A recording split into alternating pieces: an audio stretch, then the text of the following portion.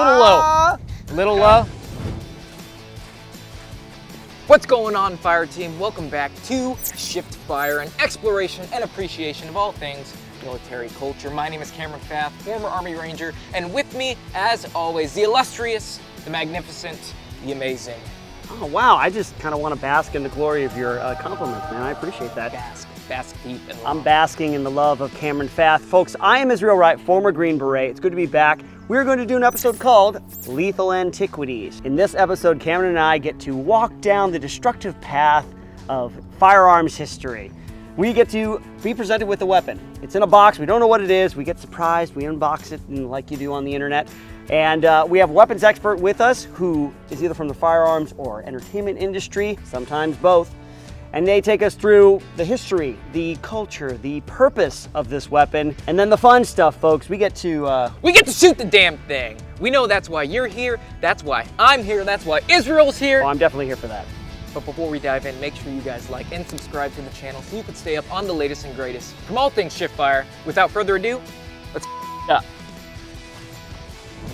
Clay! Morning, guys. Good morning, Clay. Good to see you. Since you're here, it means something awesome is about to be in this box. Or that box. Or that box. Or it's probably like behind us or something. Like this is the misdirect, and then the prestige is you bring it off, you know. From home. Yeah. Folks, this is Clay Van Sickle from MovieGunGuide.com. Clay, let us know a little bit about who you are and what you do. I'm an armorer for the movie and TV industry, so we provide all the weapons that you see on TV shows and films, and we make sure everybody uses them in a safe and effective manner. So what's the hint, man? What do you got for us today? The hint today is AT&T. AT&T. Wait, oh, I know. Cameron, we just did an episode about snipers on the Pop Culture Field Manual podcast, wherever you can listen to podcasts, and on YouTube, where we talked about reach out and touch someone. AT&T's tagline is reach out and touch someone. Oh, so I'm thinking a sniper rifle. I'm thinking some sort of long gun. That's my guess. All right. You're smart.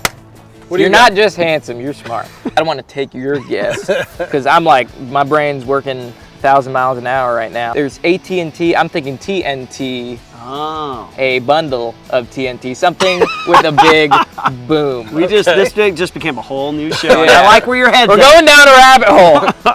Or it's an AT-AT from Star Wars, AT-AT. I like and it's a laser gun. Yeah, and it's a laser. What? Oh, see what he gets, still gets us.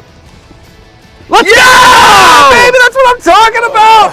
Woo! Nice. Look at that thing! Yeah, this is the SSG-08 from Steyr, which is an Austrian company, not Australian. SSG stands for Scharfschützengewehr. Forgive me, German speakers.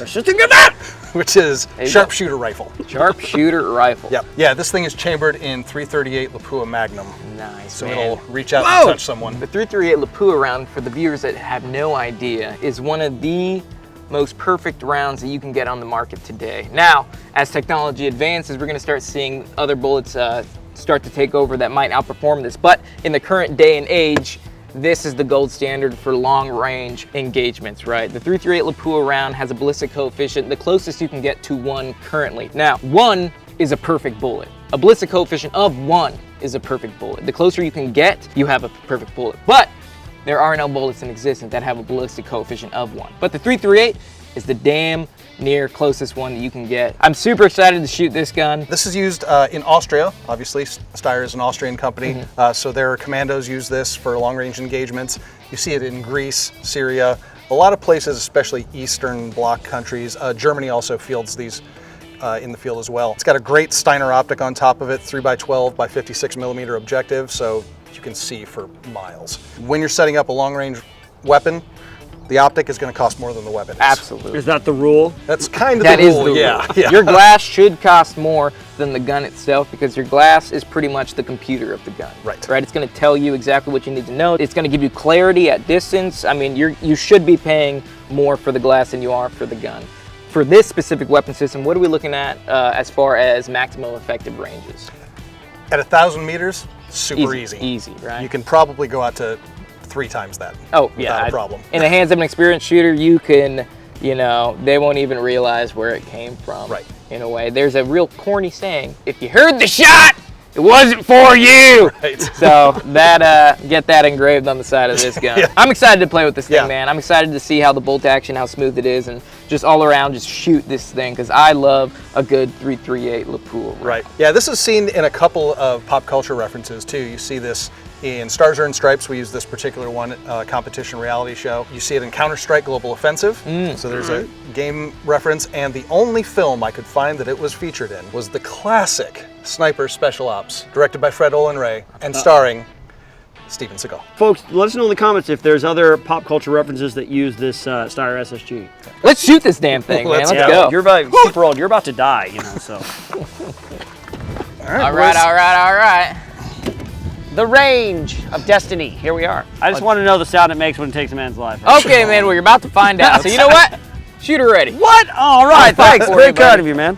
Focus on your fundamentals. Good trigger squeeze. Good sight picture. Good body position. Okay. And yeah. And for long range guns, if you got your gun, since you're a lefty, I like to, instead of like reaching out, you don't need to do that because you got a bipod. So I like to bring my hand and kind of rest it. And since we don't have a shooter stock, which is a big thing that long range shooters have, it allows you to kind of squeeze and give it micro elevation. But I just like putting my hand underneath that just in case I need to come up a little bit. I can squeeze my fist and my fist will get bigger and it'll put the gun up a little bit. Small adjustments. Yeah. Small increments. Okay. Cool. All right. I'm gonna go for the far right. I'm gonna right, go man. for a headshot. You know, because I'm a sniper now. All right, right in the cheek, dude. You aiming for the head? Yeah. All right. All right. Yeah, you put it through his where he keeps his dip. I don't like dip. Man, that was nice, man. Yeah, you like that? Real power, real big kick, you know? Yeah, it's a powerful gun, man. But you do those fundamentals, you put that around where it's supposed to go. Yeah. So cool, man. Right on, brother. All right, get the f out of the way. It's my turn. Yeah. Are you staying on the right-hand target? Yeah. Okay. I think my guy, I think he could have survived that, getting shot through the face. We'll see if you say that when we shoot it with the gel. All right, there's a little black square to the right. You see that? Yeah. Cam. All right, I'm gonna try to hit that. Oh, right underneath. Yep. You are, call it 2 inches underneath. Well, you would have got him in the neck. I can do that. All right, if you don't get the square this time, I'm going for the square. Because I'm an expert now. Right next to your last round. God.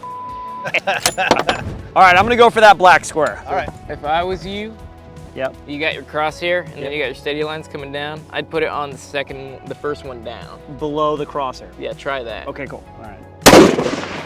Just an inch to the left. Yep. I think that got me right in the forehead. I don't think my face was too close to the glass. Do you get scope bite? Yeah. Oh, you idiot. Where did that go?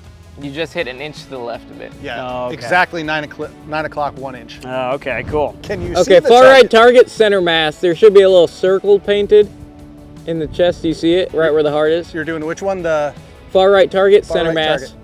target. That's pretty damn dead center.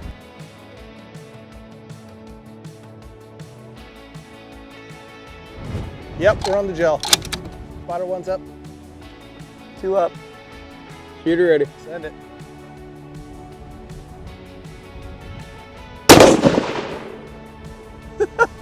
Little low. Little low. All right, so we thought we hit the center block, Yeah, because it bursts into 1,000 pieces. but it turns out I actually hit this sucker right in the middle. Here, show us the clean side. If you tilt down, the top's clean. And this is what that's gonna look like in your insides.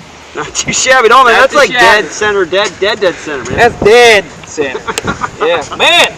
Good job, man. Woo! Big boys. Big boys, big guns. Very man. satisfying slap. Maybe a little too satisfying if you get too close to the little the scope lens bite? there. Yeah, maybe I didn't have Nerd. Yep. Right. Crisp trigger, super easy, man. It's like there's a little bit of play and then you pull it out, and if you like twitch by accident, it's going. Yeah. That's one of the things that I love about long range precision rifles is just not just the gun precision capability, but the actual technology within the gun is all precision. You talk about precision. You guys were talking a lot about there's a lot of math and physics involved, like the dials and stuff like here on the scope and stuff like that. Like, tell me a little bit about that kind of stuff, like the mils and minute of angle, all that kind of, Well, there's two ways of measuring on most optics, and there's either minutes of angle, which is the imperial standard, or there's mils, which is the metric standard. And the math is generally easier, most people think, with metric. For mils? Yeah. For metrics. For mils, Okay, for mils. With mils, it's cool because with MOA, you're dealing with mainly inches because like minute of angle, and you have like 1 MOA at 100 meters would be equivalent to 1 inch.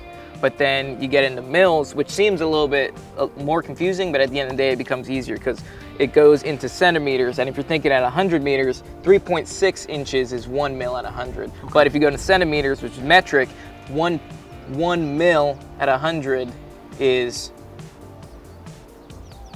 I'm blanking. Then you get into like wind formula, and you get into mil relation, which is like range estimation, and that's all other formulas you need to master. Long range shooting is so cool, and I'm starting to get into it a lot. And I bought my own personal precision rifle, and I'm glad you brought this out because like this would be the Lamborghini of long range guns with the 338 Lapua round. Right. Yeah. Tons of math, a little bit of magic, and I was fully prepared to give you an ass load of because I thought you killed that cinder block.